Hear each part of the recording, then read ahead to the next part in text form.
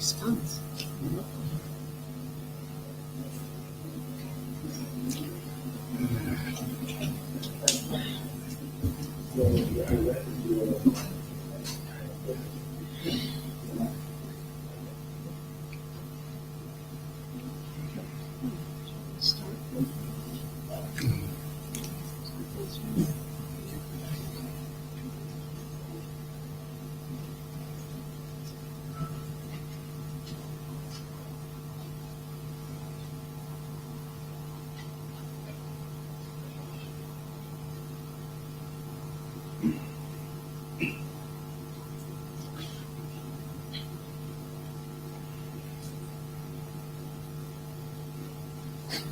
So that's the presentation.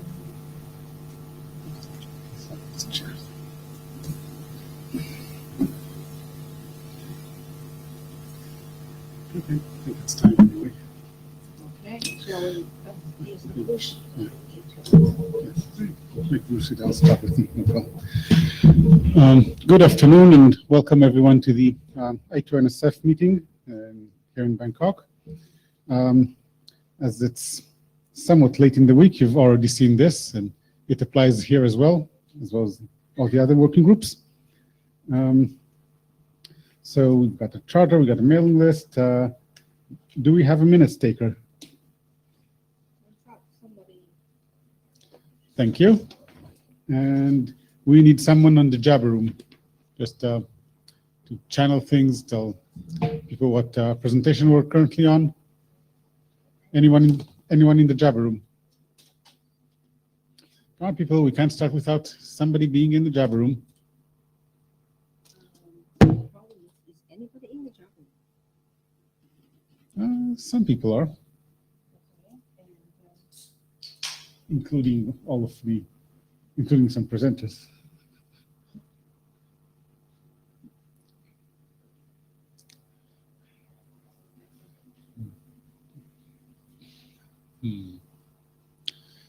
Brian, thanks for coming.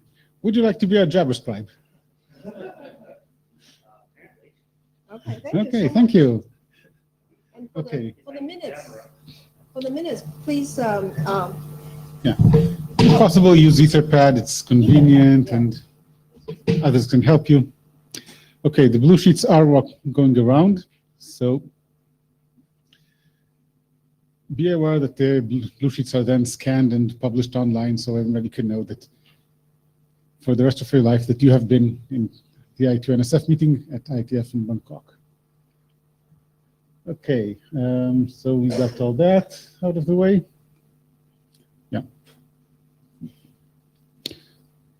Okay. Martin, so we've completed the working group last call on the applicability draft. We've adopted the new working group draft, the registration interface data model, and we need to make decisions about the following drafts if they're ready for working group last call. And yeah, flow protection, capability, NSF-facing interface, capability data model, consumer-facing interface data model, and the client-facing interface requirements. Okay, and we'll get to that later. And we've got our terminology draft and gap analysis. Okay, so this is the agenda. Any bashing? Nope, take that as a no comment. So let's begin with the hackathon report. Oh, why do we have it?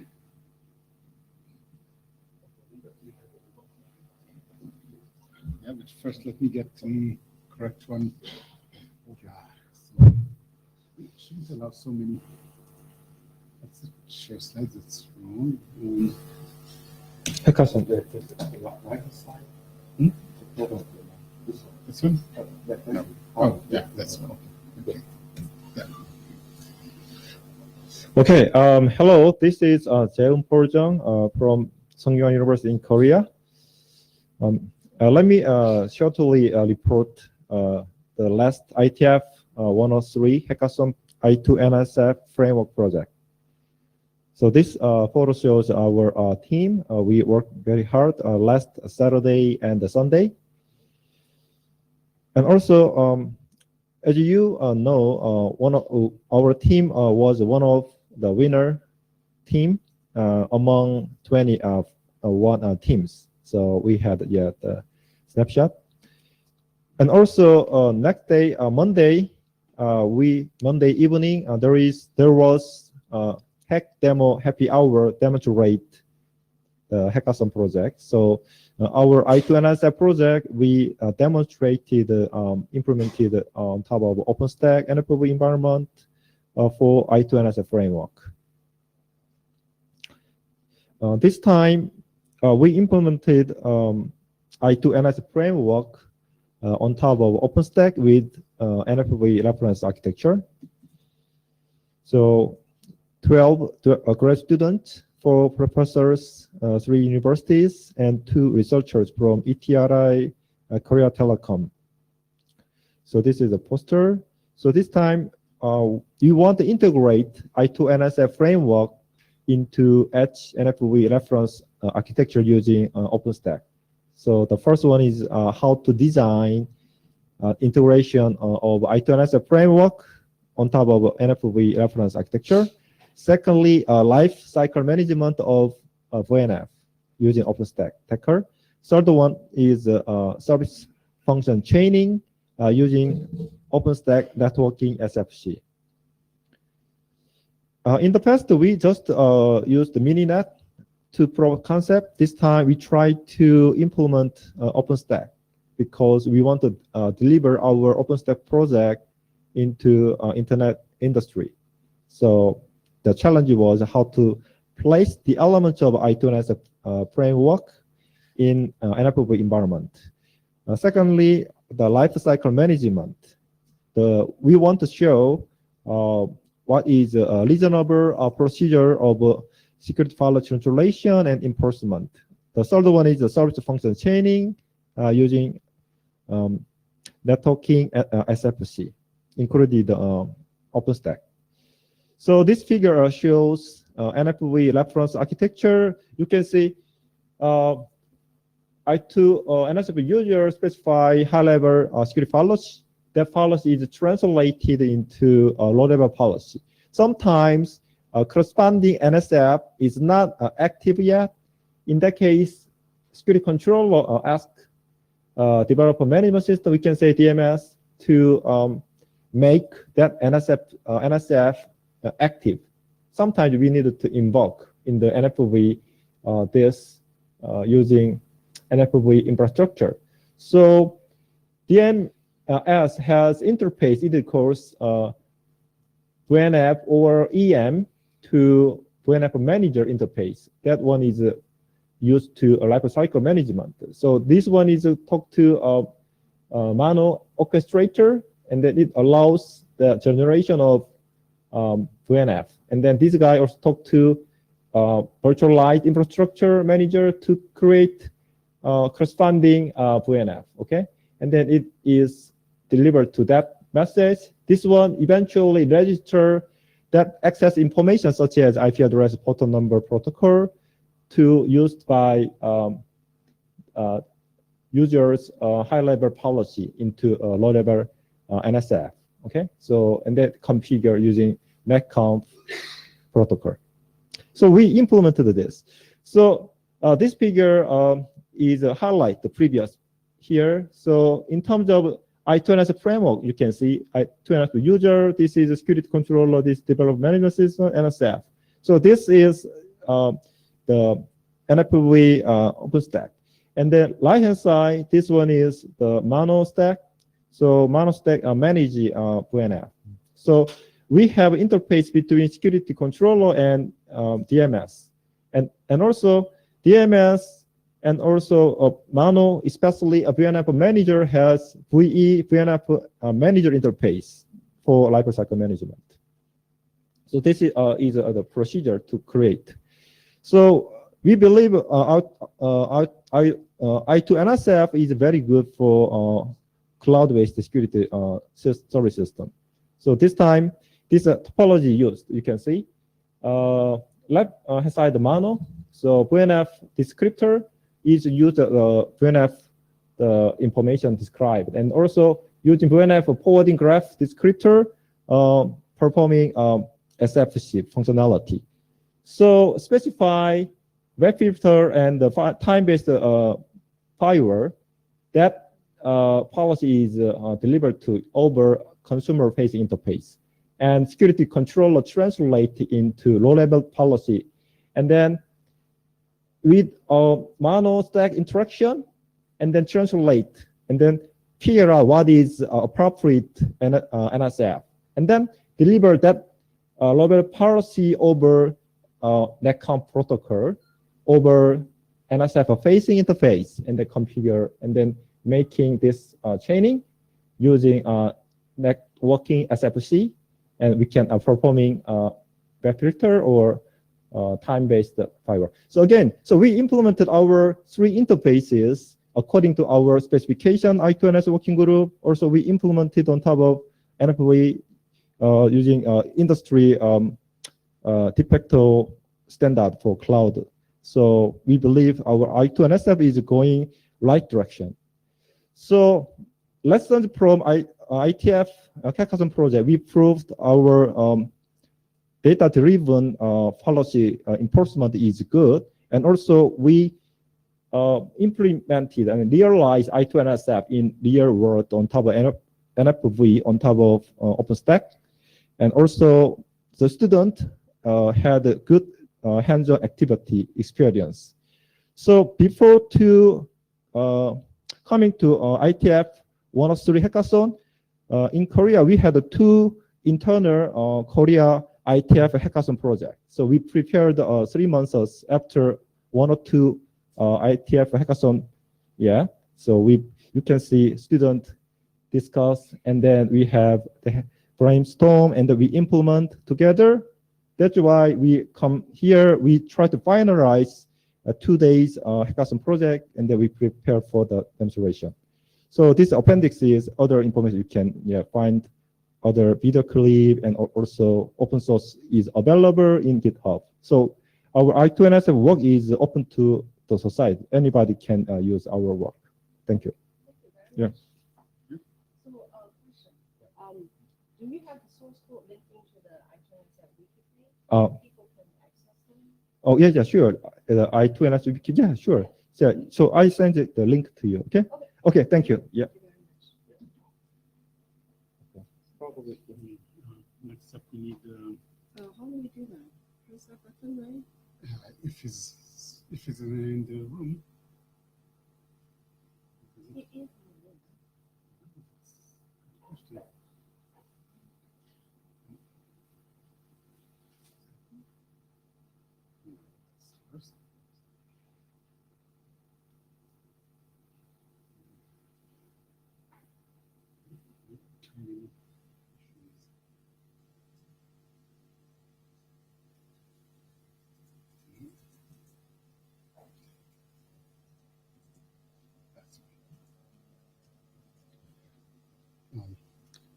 Gabrielle, are you in the room?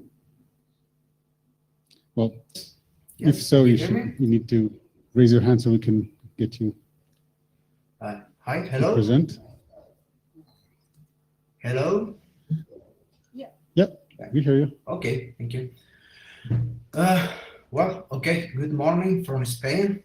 Good evening from there in Bangkok. Well, as you know, my name is Gabriel Lopez from the University of Murcia. The idea of this presentation is just to present the changes from version 02 of the draft. So I'm going to go quickly to leave time for the coming discussion. So as you know, we are working in the draft to define an architecture for the SDN basic IPsec management. We define 2 cases, case 1 and case 2. The case 1 suppose that IKE is in the network security function, is running in the network security function. And in case 2, we suppose that the network security function doesn't have the IKE process. So in case one, the security controller is able to configure IKEY, ASPD, and PAD elements to be able to establish the security association. And in case two, the security controller is able to provide the ASPD, SAD configuration to the nodes and be able to provide the configuration to establish the security association. The draft includes a jam model. The jam model have the elements to separately configure IKEY version 2, PAD, SPD, and SAD. Depending on the case, the network security function is running in case 2 or case 1 or case 2, then the network security function should be able to receive configuration from, in case 1, IKEY, PAD, and SPD, and in case 2, SPD and SAD.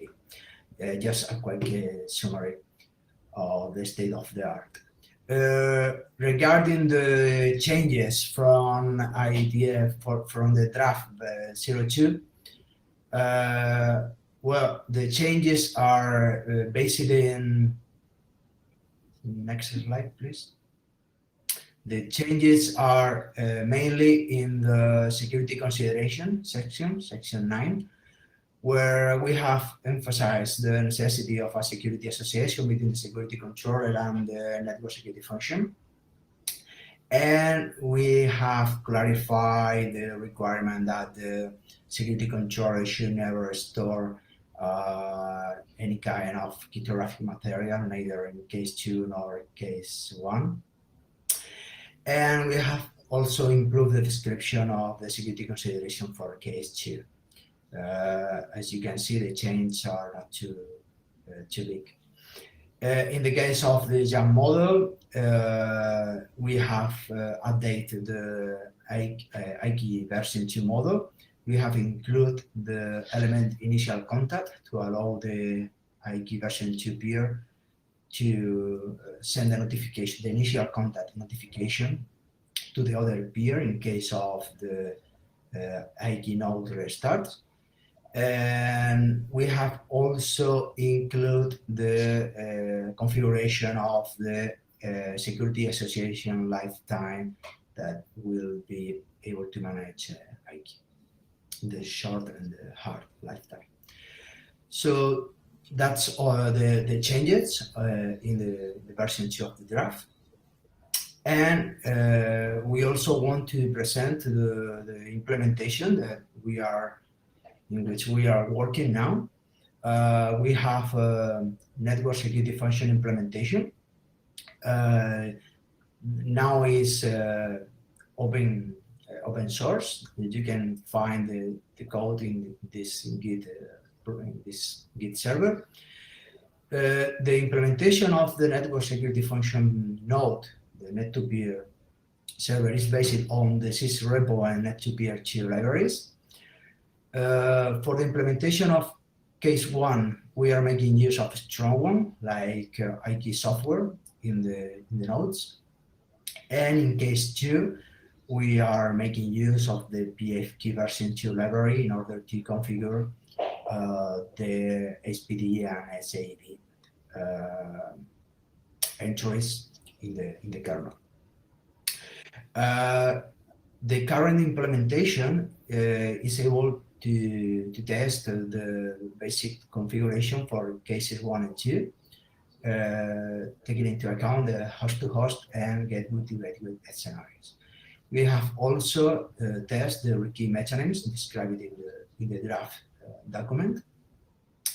Currently, although we are working in the security control implementation, currently this software, to test the software, you have to make use of the net2peer client in the controller, in the security controller, to send the configuration by command line.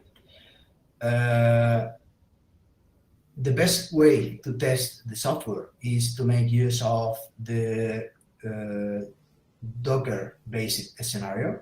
This is repo-to-peer-2 CFG IPsec2.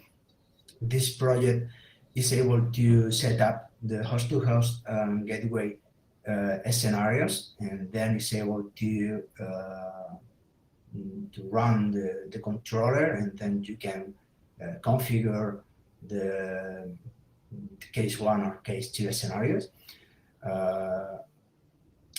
And from the controller side, we are also working in the implementation of a more autonomous security controller. It is not ready yet to be public. We have explored Open Daylight and ONOS. The experience with ONOS is very good, not so much with Open Daylight. And we are also working in Python-based implementation using the NC client Python library. And okay, the software is based mainly on the work of graduated students and undergraduate students. So any feedback is welcome, and if you want to try that, you have the contact information for any kind of question or comment, or etc. Well, at this point, our next steps are that we think the document is ready for the working group last call. We need that the document what needs is to have a deep review of the model. So I think that the working group last call is the best way to proceed now.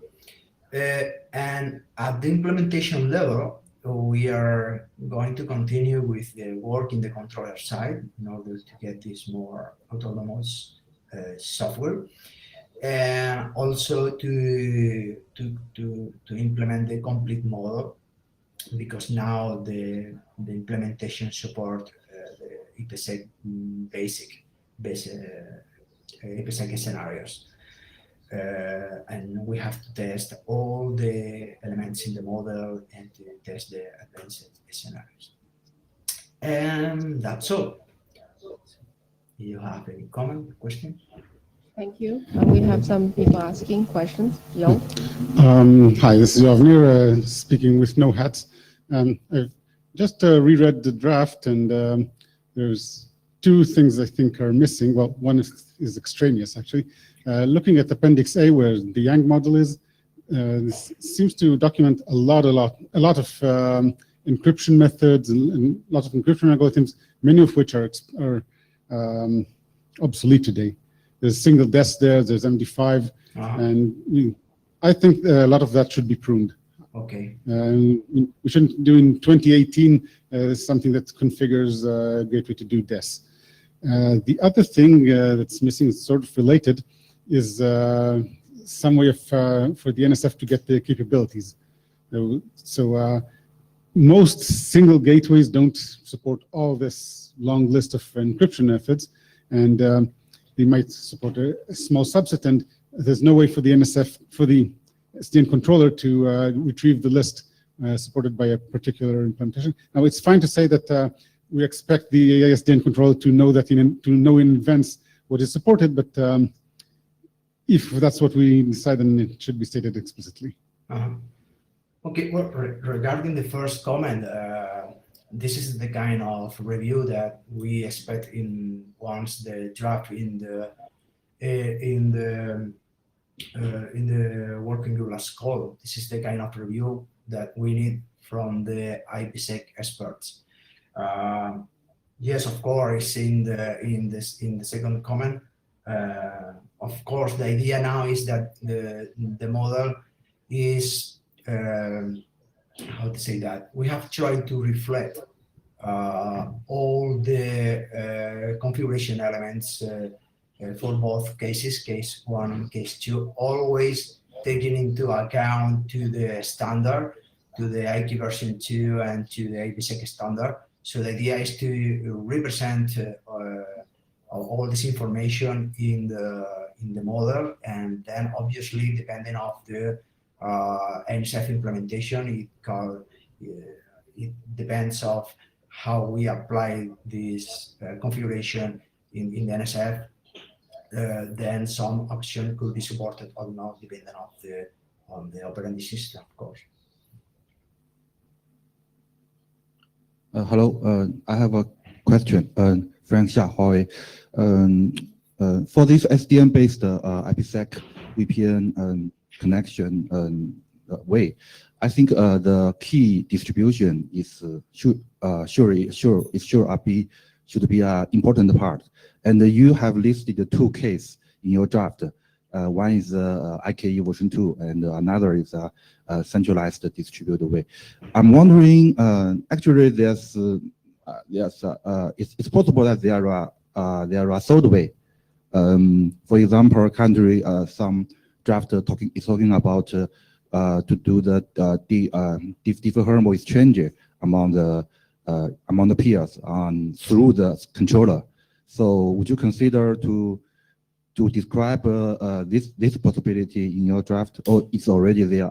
Sorry, I haven't read the latest draft. Yeah. Well, yes, I fully understand your question. This is the discussion in the last meetings. We have tried to clarify in the draft in the security consideration the problem of the key distribution.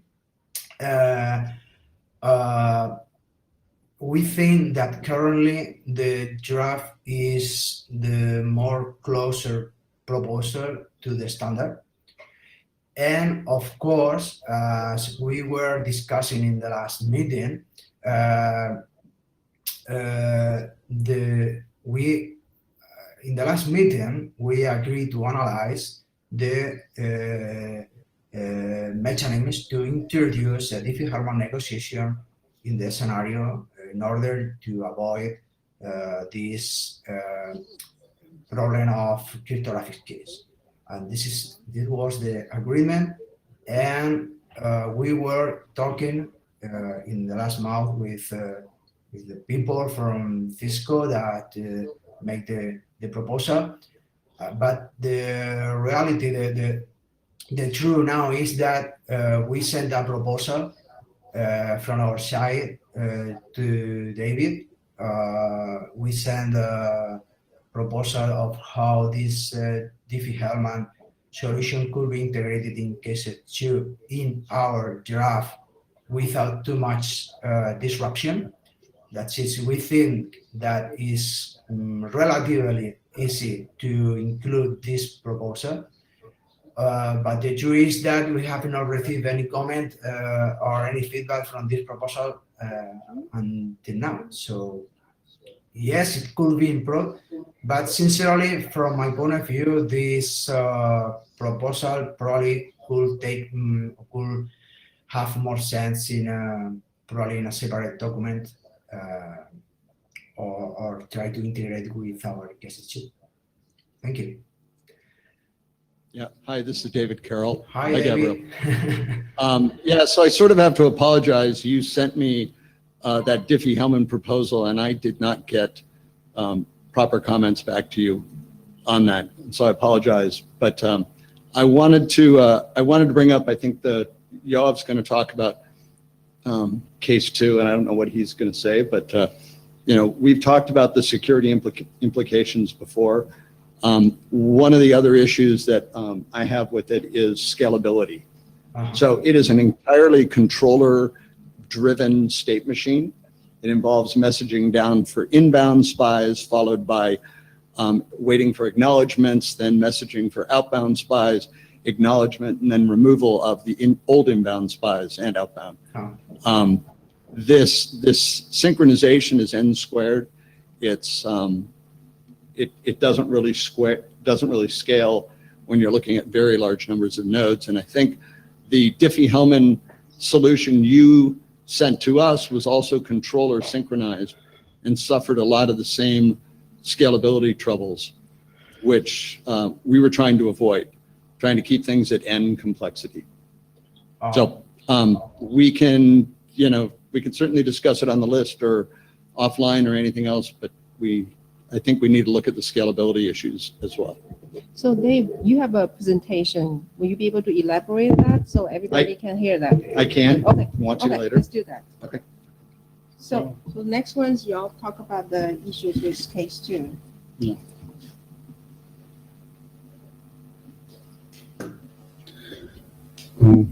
Hi. So before I start this presentation, I want to say what it's not. It's not about us chairs telling you what the correct thing is. Not saying that case number 2 is good or bad. I just want to reiterate all the things that we've already heard, so that we don't repeat them in the discussion going on here. So I'll run through it as quickly as I can. Okay. So what is case number 2? The draft IETF, I2NSF, SDN, IPsec flow protection, long one, describes 2 cases or modes of operation. The first is where the SDN controller provides the NSFs. NSFs is like IPsec gateways with SPD and PID. For those not versed in IPsec, SPD is the security policy, like what is the protected domain, what algorithm you should use. And PID is who are the peer authorization database. It's who are the peers, what credentials you use to authenticate them. And then the NSFs themselves set up the traffic keys using IKV2. Case 2 forgoes the PID and sends the SPD and SAD to the NSFs. That's again the protected domains and the traffic keys, actual traffic keys. Some of us don't like case number 2 very much. And what's wrong? Well, first of all, it's icky. That's the technical term. We don't like having traffic keys shared between 3 nodes. Benjamin Franklin famously said 3 can keep a secret if 2 of them are dead.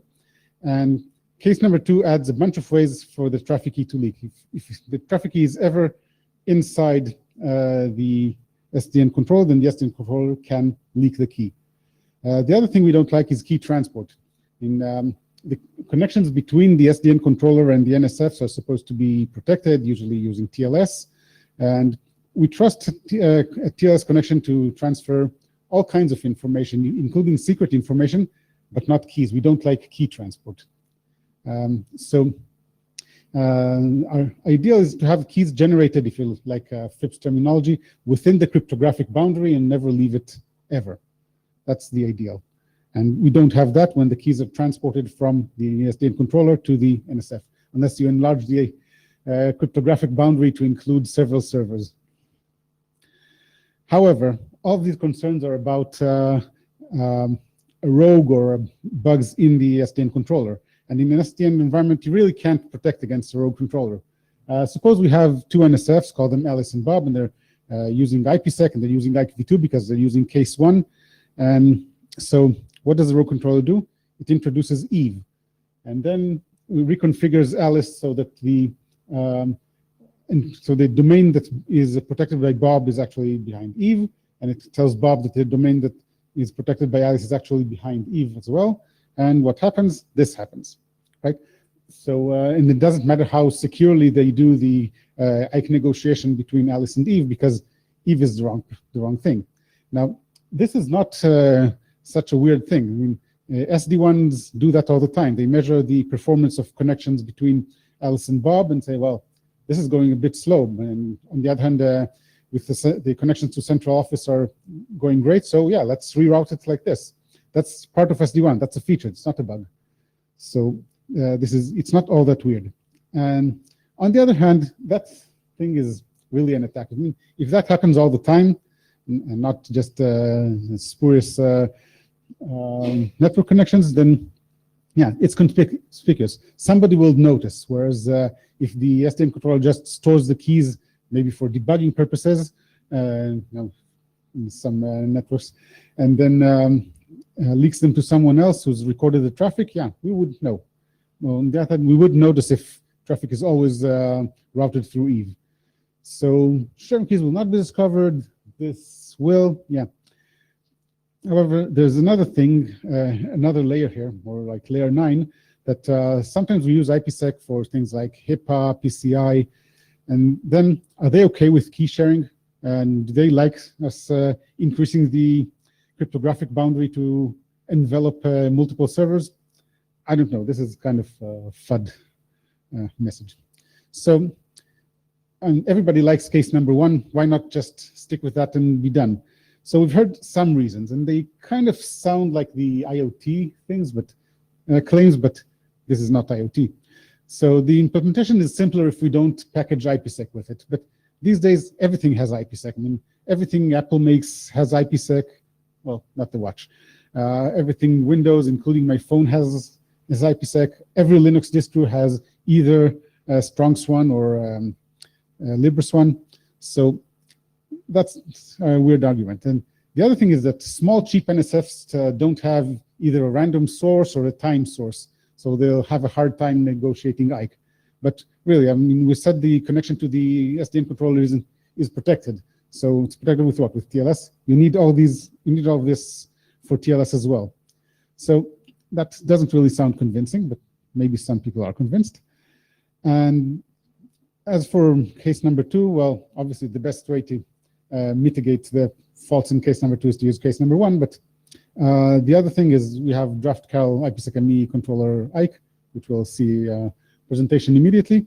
It's somewhat of a midpoint. It uses Diffie-Hellman to negotiate the keys between the NSFs. Yeah. So the SDN controller never really gets the traffic key. It stays within the cryptographic boundary, so that's a good thing. And the controller does not even have the private keys, so they're generated on the NSF, so they just publish the public keys either between themselves or through the controller. And it doesn't prevent the man-in-the-middle thing, but then we said that whenever you're in an SDN environment, you can't stop the man in the middle. So yeah, discussion goes here. But we'll start with, okay. I just, as a jabber scribe, pointing out that Raf is in the queue and he's been trying to talk. Okay. Right now.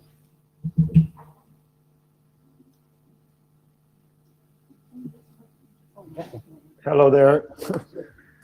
Thank you, for your presentation and the comments. Seriously, I think you have described here an attack about if, and my point here in summary, and we already mentioned that in the past, is that of course we are assuming the SDN controller is a trusted entity. It's a key distribution center. It's a trusted entity. Of course, if you attack the controller, then you can do everything you want. That's clear, and I thought that was clear from the beginning.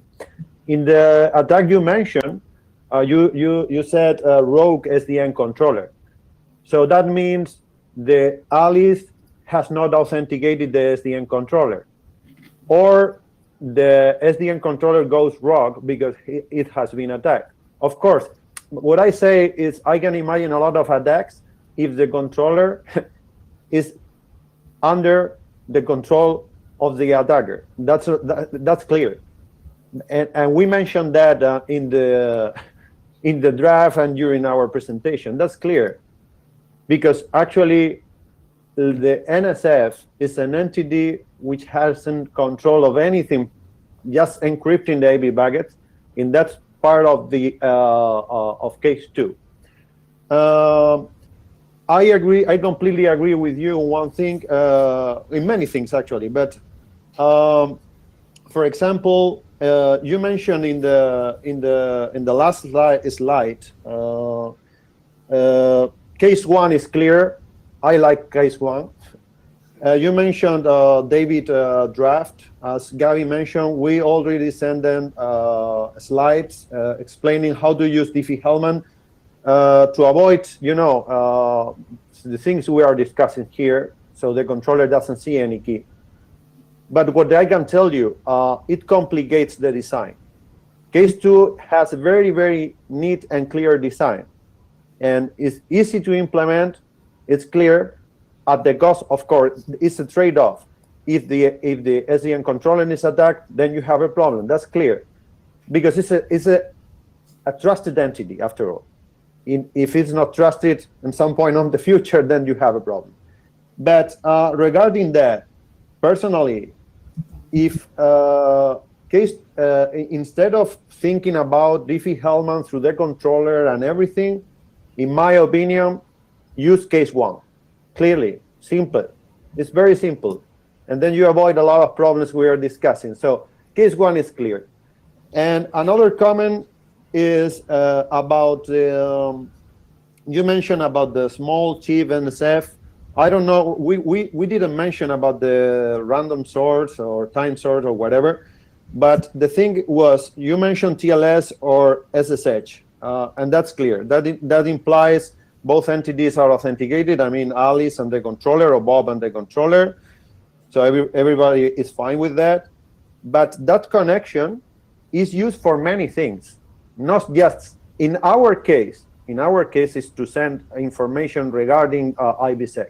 But that security association is used for many other things, for many other management, for routing, for any ways of configuration you can imagine in the SDN paradigm. So you're using one TLS connection for many things. And one of the things is to install configuration related with IPsec. So in my point of view, your presentation is pretty clear, because in summary, of course, case two is the SDN is attacked, then we will have a problem. We can imagine not only the case you mentioned, we can imagine a lot of cases. So I don't know what is the particular new aspect of this attack regarding to other aspects. I mean, that's my question. I mean, is this attack a particular attack, or just happened now, or because in the end, in my point of view, as I said, SDN controller is attacked, then no game. Okay, this is all open to discussion. I just want to a little push back to what you said, that, well, trust is contextual. I mean, I trust you to send the slides on time. I don't trust you to take care of my 2-year-old baby. Sure. I trust the SDN controller to distribute configuration. I'm not sure I trust the SDN controller to store and delete on time traffic keys, which may leak a lot later. So it's good to limit the amount of trust that we have in a particular implementation of the SDN controller. Okay, now I'll cede the floor and let the discussion go on.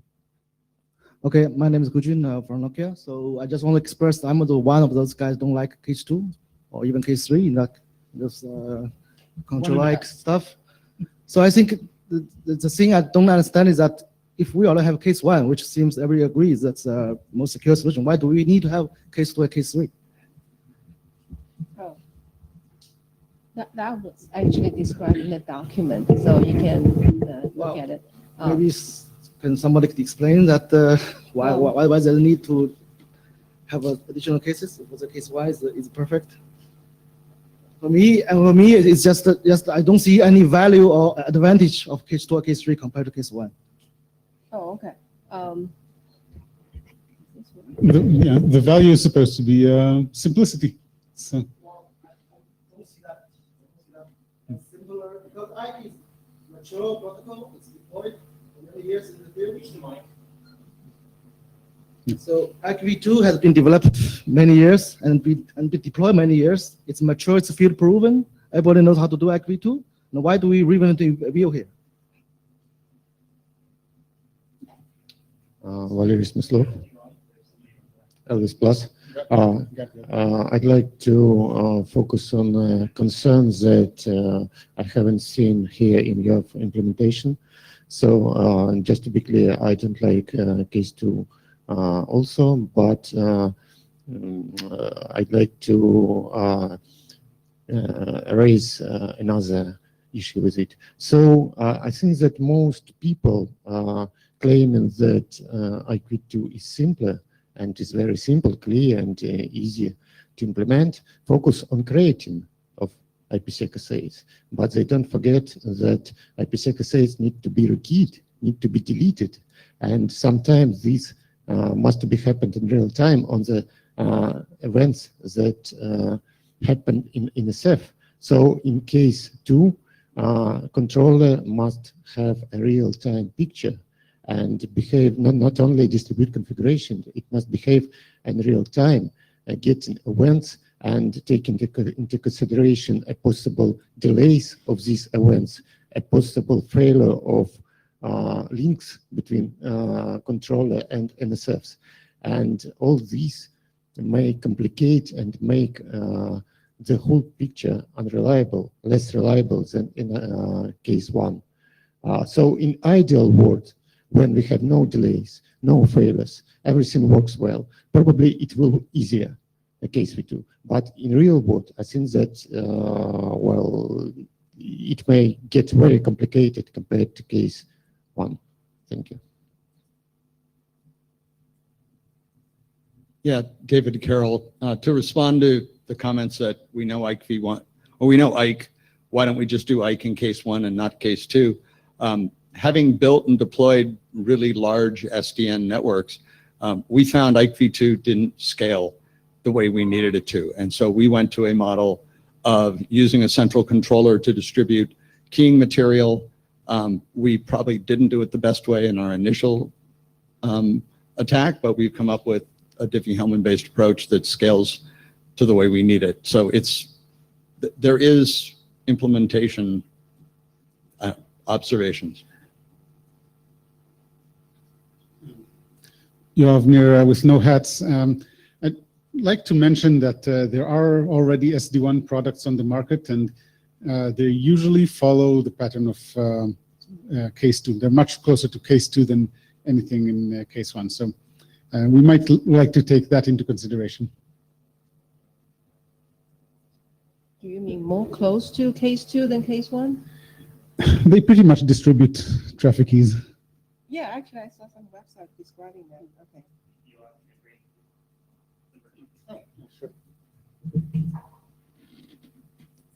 Okay. Hi, yes, Gabriel again. So just to comment and to respond to a few comments. Can you hear me fine? Yes? Okay. Now, better now. No, it's okay. Yes? Sorry, Yeah. sorry. Well, the first comment is about the motivation of case 2. In this case, I completely agree with the job comment. The other comment is about the problematic of the key distribution and the security of the security controller.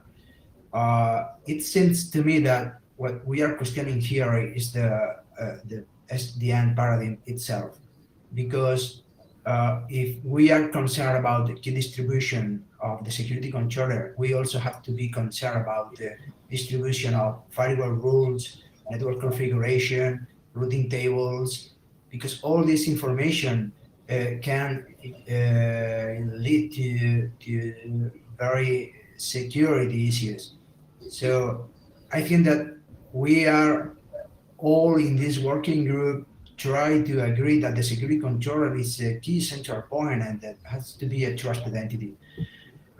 If we don't not get this premise, then it's difficult to keep not only case 2 but only case 1, because the problem of key distribution is also in K1. A road controller should be able to configure weak asymmetric keys in the nodes, and so the problem of the security will arise also in case 1.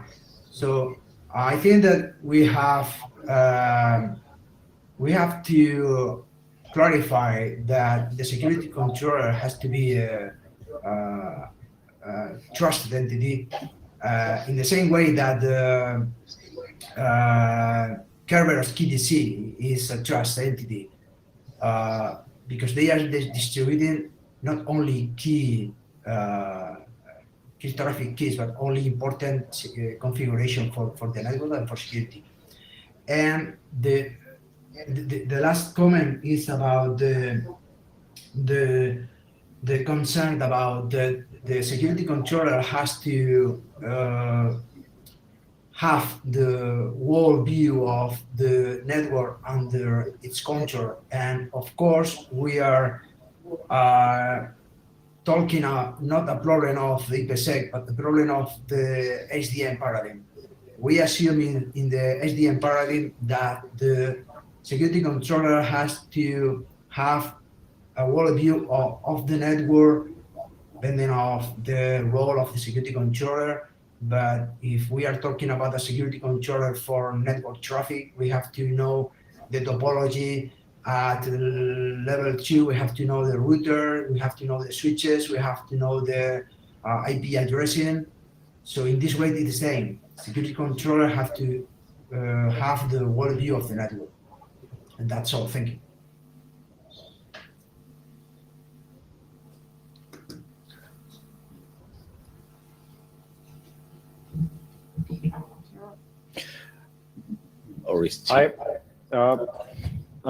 Yeah, just I have similar comments than Gaby's. Just one additional, just an additional one regarding to transporting keys from the controller to the NSF. As you know, there are a lot of secure key transport protocols. You can implement that actually when you send the key. Actually, for example, you can wrap that, the key you want to distribute in some information, some token or whatever. So, of course, when we are saying we are distributing keys through a secure channel, we are assuming that every security is in place to avoid discover that cryptographic material that is sent through the channel. Otherwise, of course, if that channel has a security problems, keys will be discovered anyway. That's clear. Imagine also NSF in the same nature. You discover an attack in one NSF, you can apply the same attack to every NSF you contact. So you can discover every key in the network. You mentioned also, Joab, in the slide number 4, you mentioned that keys should be generated and stored within the cryptographic boundary. But in the case 2, especially because of the condition of the NSF, the cryptographic boundary is everything. I mean, it's the controller and the NSF. In the case 2, it's not the case because somehow the NSF has some kind of autonomy to create it in their own. But we are assuming in case 2 it's a very limited NSF. That's the comment. Thank you. Okay. I had lots of comments earlier, but one of the things is that in case 1, even if the controller is completely trying to leak out information as much as possible, it still can't leak out the traffic keys between the 2 nodes. It can change the authentication keys to be wrong or very weak, and it can then make a man-in-the-middle attack like you were describing. That we can't prevent because you can configure the authentication keys. But he can't do that without, giving a weak, authentication key or giving out the authentication to the man-in-the-middle person, which is, active attack on time. You have to do that. He can't do that afterwards. He can't, there was some traffic 3 weeks ago that I want to pre-crypt. Okay, I will go and pre-crypt it. He can't do that because he needs to do that on the fly while those 2 nodes are talking. If we have a traffic key stored in a case 2, there's nothing preventing the, this node, putting some, let's say he have a flash where he stores information, and everybody knows flash is impossible to destroy. The keys are there. When you write something to flash, it doesn't destroy the stuff that is stored. It just allocates a new block and writes stuff there. And this one goes on. So it's actually very possible to, recover that information back there, even if it's supposed to be deleted. So 3 weeks later, you can come in, take the box, find out the traffic keys, and decrypt the old traffic that you stored 3 weeks earlier. Or all the traffic that you actually, because you stored all the traffic. So that's actually allows, even, and also the same thing is that the security is very different because in most of the cases where if the controller is compromised, what he can do things right now. He can do, attack things, modify the stuff, but he can't do anything that was happening before this attack, before he gained access to the controller. But if with the case 1, he still can't do anything. But with case 2, he might be able to do that. That's the the difference there is when is the attack happening, and is it easy to detect? I mean, man-in-the-middle attacks are usually something that you can detect. The controller giving out the keys to some extended third party, with having 3 letters in the name, is really very hard to detect, especially if when you buy the product, you don't know if it's actually giving out those keys. And there's no way of knowing. Let's put it this way, this controller is made in China. Do you actually trust that the keys stay in that? Or if it's made in US, do you want to use it in China? Because you pretty much sure that know that, okay, the keys are going to be leaked out. If it's, in this kind of case 1, you can't leak the keys because the keys are in the boxes and they never leave them there. Yes, man-in-the-middle you can do, but you can't leak out the keys. Would you just want to reemphasize that my point that I think there's a difference between that trusting a controller, a central point, and then there's minimize the impact once the controller is compromised. I think, of course, we agree that you have to trust the controller to give you the configuration of information, but which is different that if the controller is compromised, we should have minimum of impact to our traffic. I think that's the difference.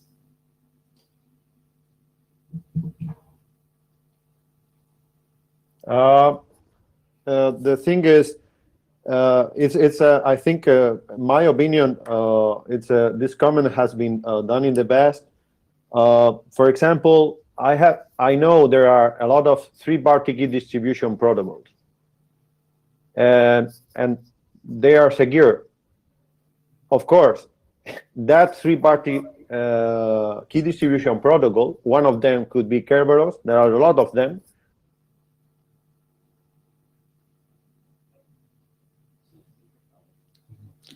Rafa, your mic is cut out.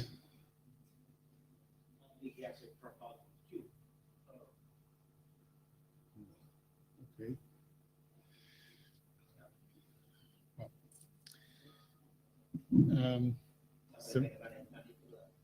Perhaps.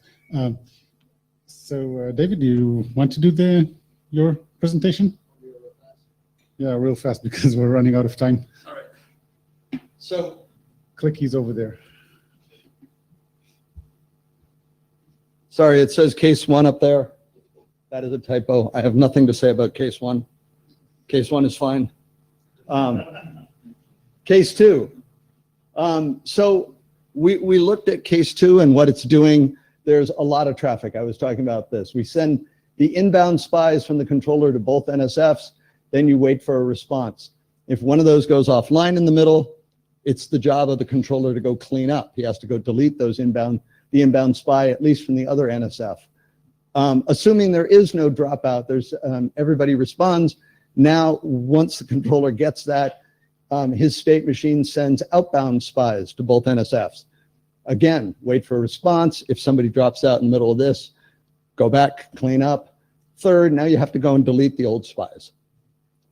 It gets busy. What have we done? We've created 6 times n² messages for the controller and for the NSFs. We're having a lot of traffic in a large network now, simply for the purpose of setting up our keying. We're not even sending data. We've created n² state machines on the controller. That's a lot of memory getting used. It's very large.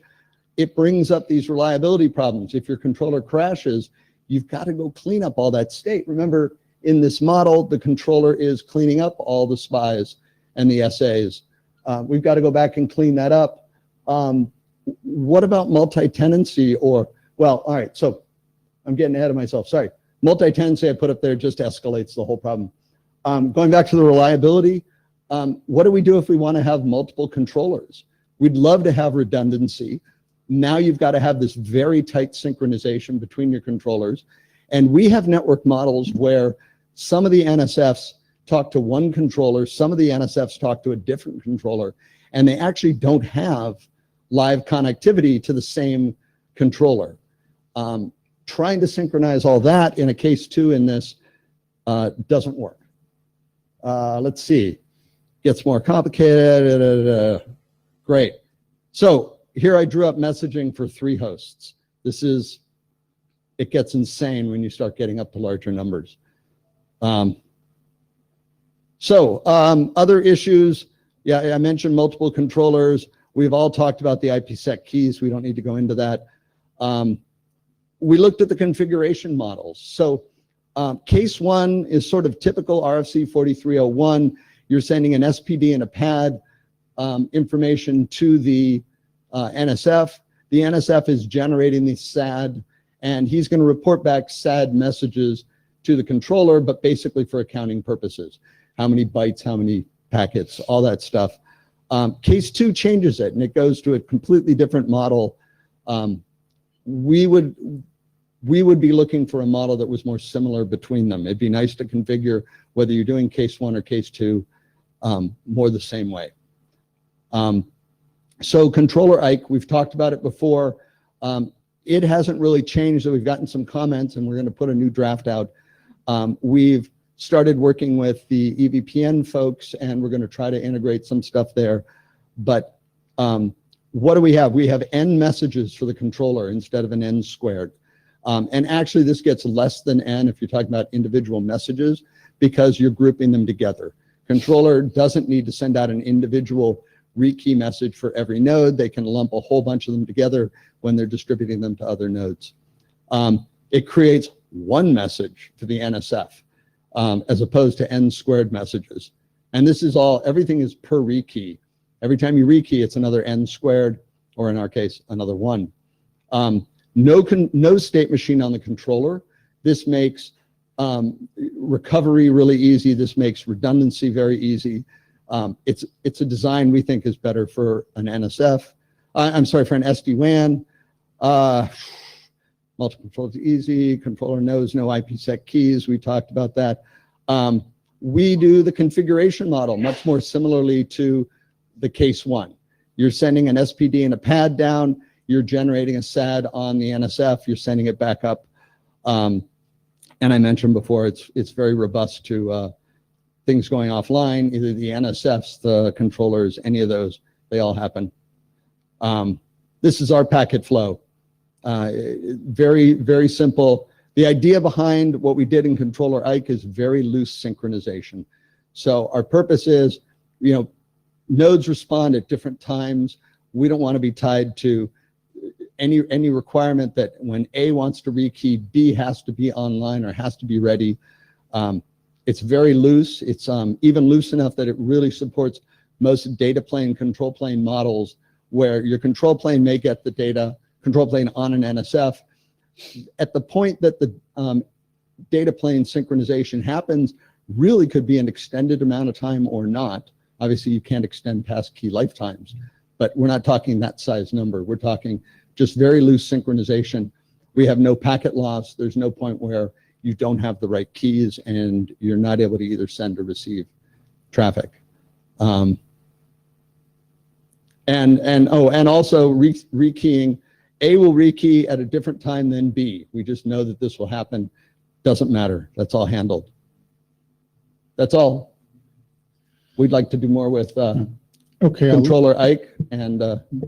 Yeah, I'll let Rafa respond and but then we're going to have to cut this discussion because we have about an hour worth of presentation and 25 minutes left. Okay. Anything? Okay. Regarding for example, I don't know the number of the slide because it's not there here, but basically the algorithm we have in the draft is let's say the safest mode in our draft. I mean, the safest mode saying, okay, we install first the inbound, then the outbound, and everything. Actually, you have something in your draft where everything inbound, outbound are installed in the same time, and I mentioned you that that will require most probably changes in the kernel, in the actual implementations, and we didn't want to assume that, and that's why we follow actually the right procedure according to the real work of the kernels we have seen. That could be optimized, yes, that could be optimized. So the number of messages will be less. That's one comment. In my opinion, if instead of using, personally, I think case one provides all the features you are describing here, and it's already there. So in my personal opinion, is case one or controller Ike, my personal opinion. For me, case one is the right one. You don't need to change that. You use Ike and everything. So another comment that that I have, as Gabby mentioned, actually we designed case two internally. You know that. We send you the slides. We can also send the slides to the group if that is interesting for them, so they can see how we changed the case two. We did the exercise to include Diffie-Hellman, so that the controller doesn't see any key. But as I said, if you want scalability, I don't agree that Ike version 2 doesn't scale. It's everywhere. So that's that's clear. So it's not this against case 2 or case maybe, I don't know. It's if we use case 1 or maybe we use controller Ike. To me, clearly, case 1 it's better because you don't need to change everything. It's already done. You send the configuration to Ike. You don't have any overload in the controller because everything is using Ike. So nodes are exchanging messages to Ricky and everything. You send the configuration, and the controller can have free time, let's say. So not sure. In my opinion, if looking at your proposal, I would prefer case 1. Thank you. I think definitely case 1 has to stay. Absolutely. Actually, Nobody's- I have a, I feel like whatever been discussed here will be very useful for the industry. Like I'm sure there'll be vendors coming up with case 2 because it's obvious, and it'll be nice we document what y'all have. If it combined with their draft will be fine, but it has to be documented in a place. Maybe They're the biggest manufacturer. Cisco Okay. Would is- it make sense to write up a case 3? yeah, absolutely. And then people can decide, do we keep Whatever 1, do Marcelo we is keep doing. 2, do we keep 3? That'll be better. I'll send something to the mailing list. Not a draft, just a quick little Okay. write-up of some text that could be inserted if people chose to, if they wanted it. Okay, that'll be good. So with that said, I have 2 questions for the room before we go to the next part. First is, well, it seems that we've not finished the discussion. There's more to say. So would people be open to having a virtual interim in about a month's time? It'll be Christmas time. Before Christmas, Thanksgiving. mid-December, around mid-December or January. Okay. If people, People, actually, if Dave can put down that description of case 3 and the case 3 to be added, and you write down the problem with case 2, we can combine all of them together. That would be very useful document. okay.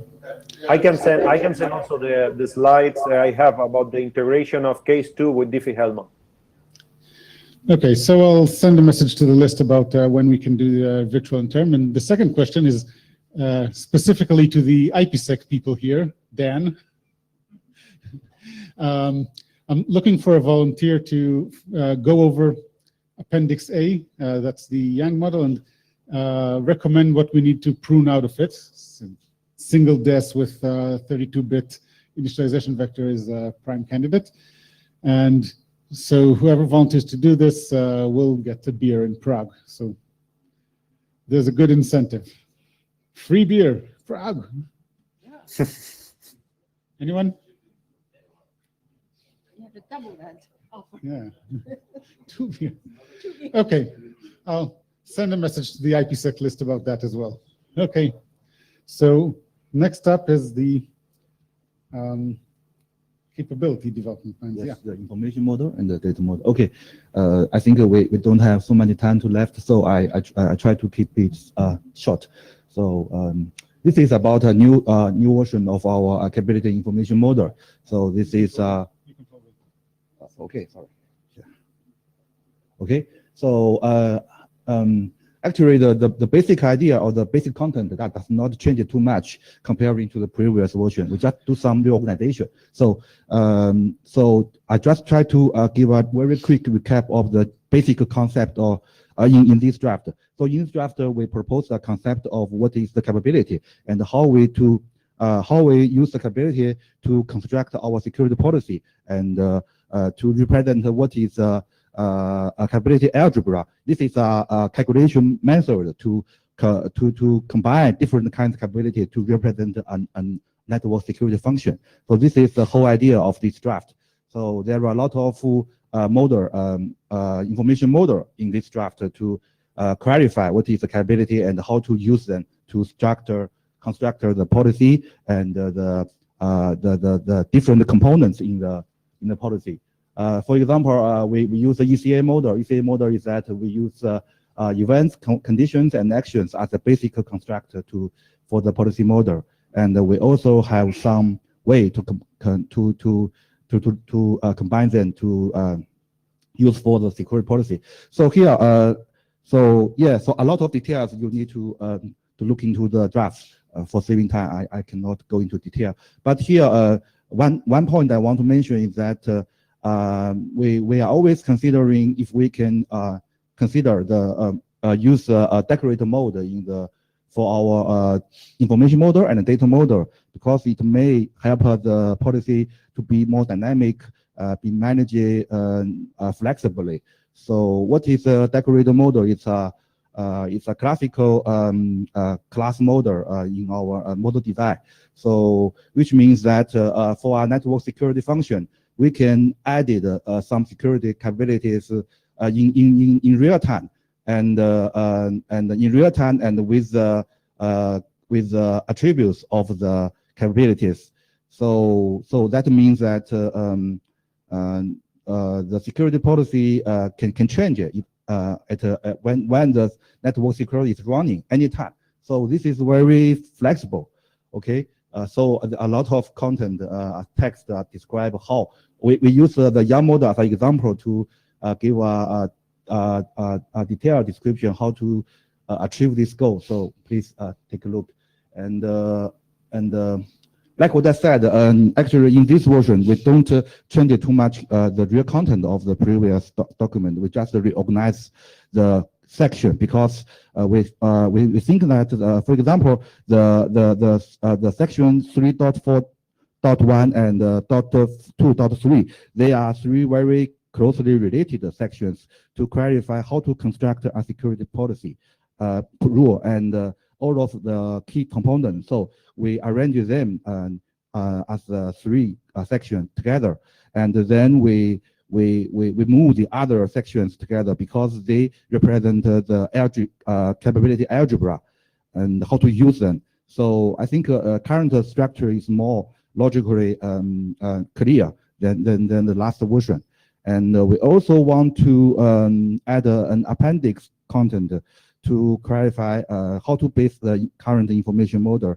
We use the concept of the information model to help the data model design.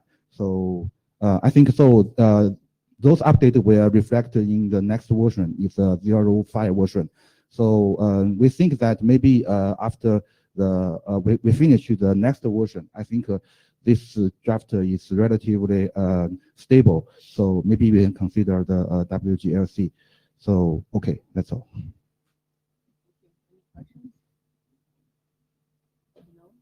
Then we should go on to the next. We probably only have time to go through the working group draft, the personal draft to be discussed on the mailing list. Which is the next. Data model. He has one draft. Yeah, tab one. Yeah, exactly. So this is Jae-hoon. I present shortly for our working group data model draft. So basically, I think the Frank, the information model, I pretty good stable stage. Maybe another around, I believe, yeah, working group score is reasonable. So based on that, our base young data model, the Sue, Harris, and me with my student Jin Young. So also this base document other consumer facing, NSF facing are pretty much, I think, in terms of data security services, except, so Frank and I discussed the Cataldo, John Stroessner suggested some decorator or design pattern. If they provide some example, we try willing to reflect, except that I think it is good enough. So we verified our data young model last 7 hackathon projects. So it is working here, even though on top of NFV, we prove concept. So I think this time we try to address advanced security function, antivirus, anti-DDoS, and intrusion protection system. So we can plug in easily accommodate a new advanced NSF capability. So the draft DOM is either pretty good because our NSF pacing and capability can willing to accommodate easily. So I believe we can separately work for advanced security draft. So this is accommodation. We can easily accommodate the new advanced NSF. So this is our extension for that. So next step is we try to decorate model reflected, I believe, working with score this December. Hopefully we can pre done. The secondly, NSF facing interface. Frank gives a good comment. So Melon is already we discussed, right? So 3 comment already resolved. So we reflected system policy for multiple system policies, 1 NSF. Also, we deleted aggregate pointer attribute, just we using container. And also we adding a policy usage time according to priority. Okay, giving a number of, okay, the policy we have prioritized order over number. So next step also again, we can reflect the decorator pattern. We can do working arrest score. And consumer facing also, the major change is we can accommodate threat seed using sticks and text. So sticks is for structure threat information expression. Another standard group, OASIS. So we can accommodate the signature of the antivirus. So I think this is also pretty much done. So we a major change, we can accommodate the sticks description. Also, we try to reflect the decorator pattern. We can working with a score. The last one is the restoration interface. Recently, the Diego Lopez gave some comment. So we implemented NFV reference model. So I explained the hackathon project. So this is the procedure. Working group take a look the cases. So Diego Lopez comment is there is no direct communication channel between security controller and DMS. However, we implemented our hackathon project. You can see we have restoration interface between security controller and developer management system DMS, and DMS and NFV manager has VE VNF management interface. We believe this architecture is reasonable. So I want to listen to our group's opinion. So we needed to reflect Diego comment or not. So we have another document address life cycle management for I2NSF, NSF on top of NFV. So please take a look at this new draft, okay?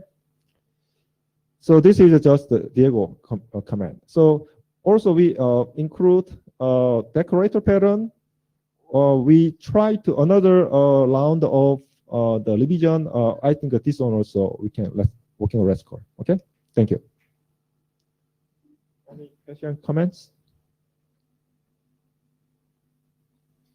I have a question. Has those goals gone through the young doctor to get reviewed? Young doctor, not yet. So probably we arrange and then I think before during the working group course, some doctor can review our model carefully. Okay. Okay. Thank you. 15 minutes now.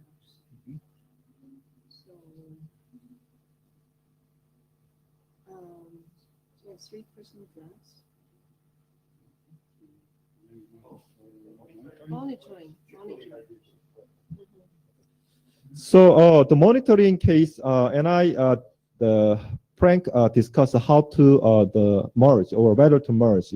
So I believe we can. My opinion is I'm willing to merge the information model, data model, current data model, reflected important part of information model.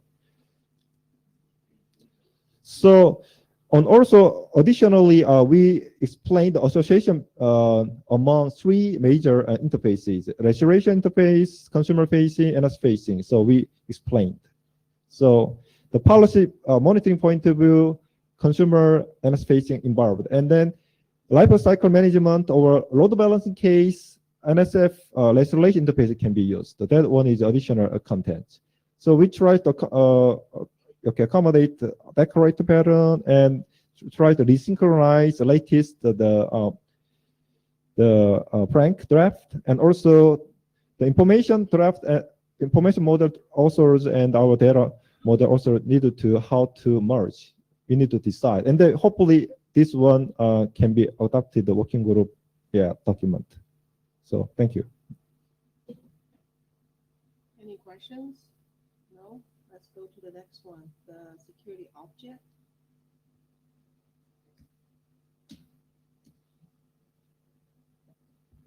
Jessica from Huawei. This is the 3rd time that we present security object in I2NSF working group. Next, please.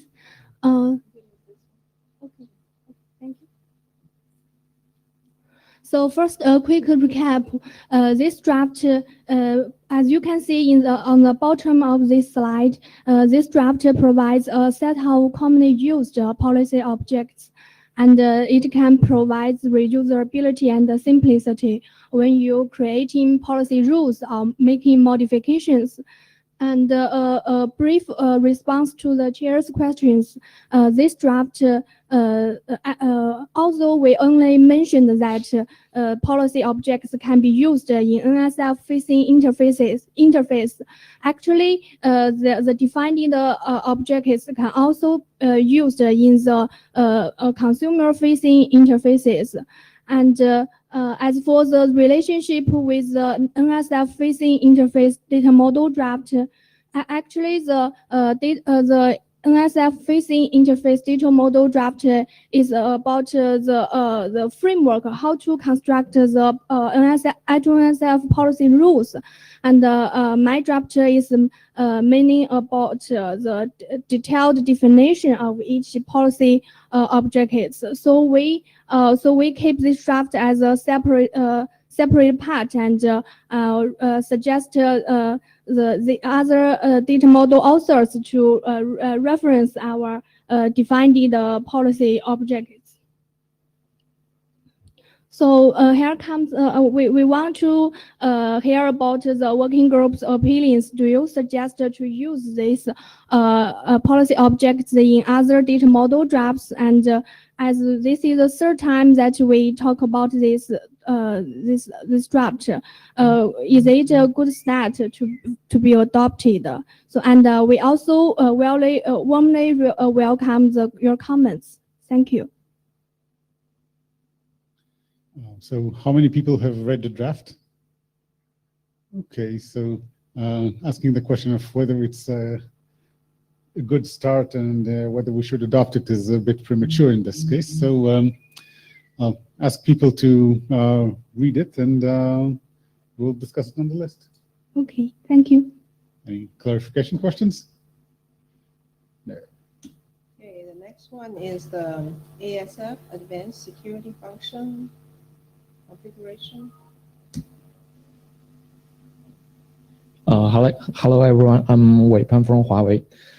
Today I will introduce our draft, the configuration of advanced security functions with I2NSF security controller. I will introduce the motivations of our draft and the relationship between our draft with the base NSF facing data model draft. We consider the base draft defines the architecture of the NSF facing interface, and our draft is additional enhancement and supplement. In the base draft, it defines the action part, and it contains several advanced security functions.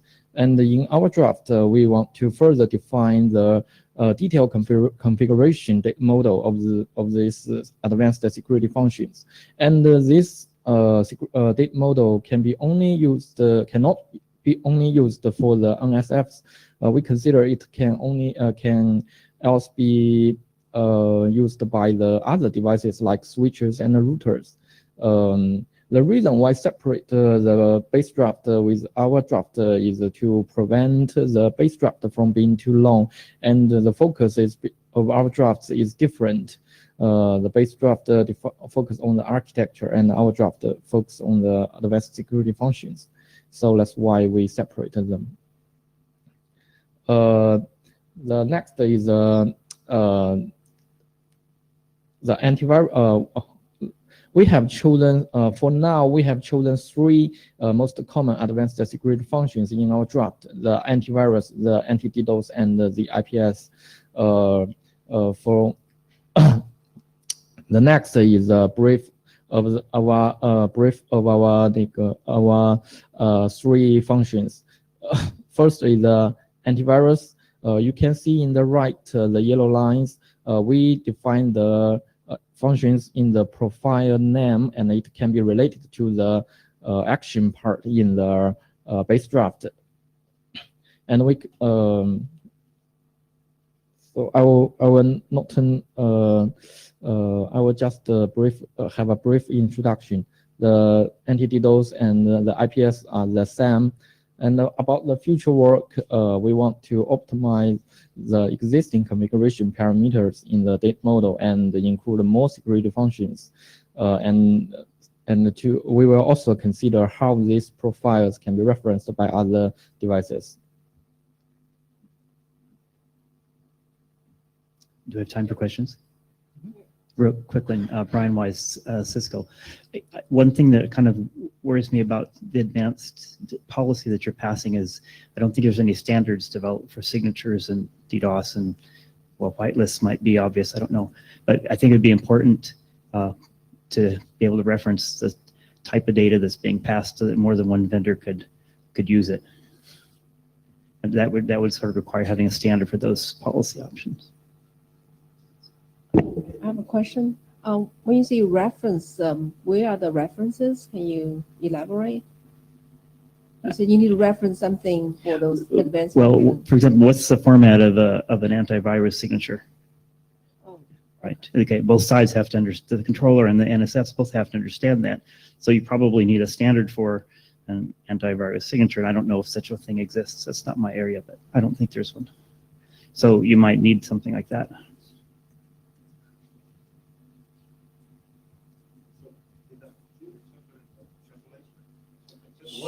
Okay, sure.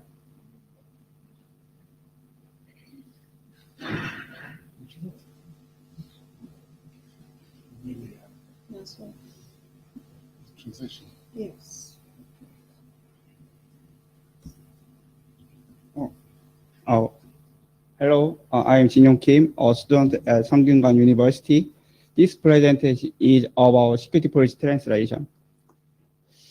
Why do we need security policy translation? In I2NSF, there are different security policy level specifications between I2NSF user and NSF. For example, users send security requirements such as high-level policy or without considering NSF, but because the NSF cannot understand them, NSF need security process to operate in their system.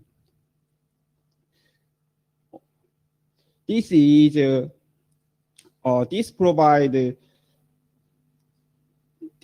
provide guideline for security policy translation.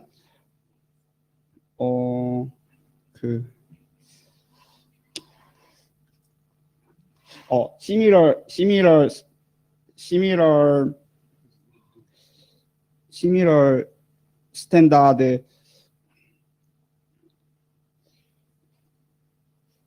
There is RFC 8075 from core working group.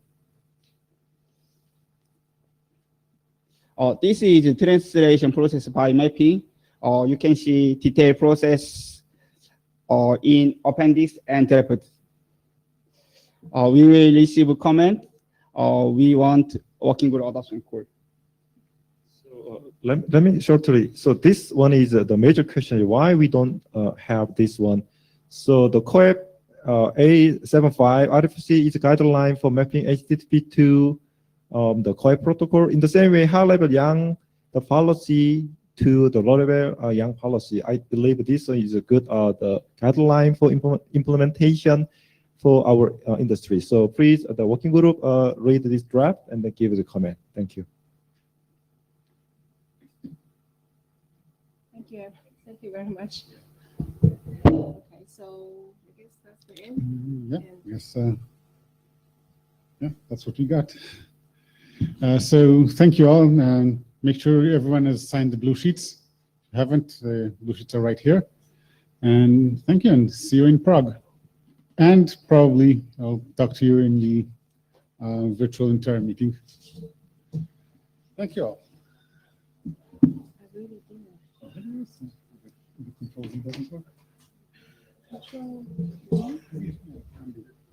No, it didn't work. I did, instead of copy, I did a paste. And then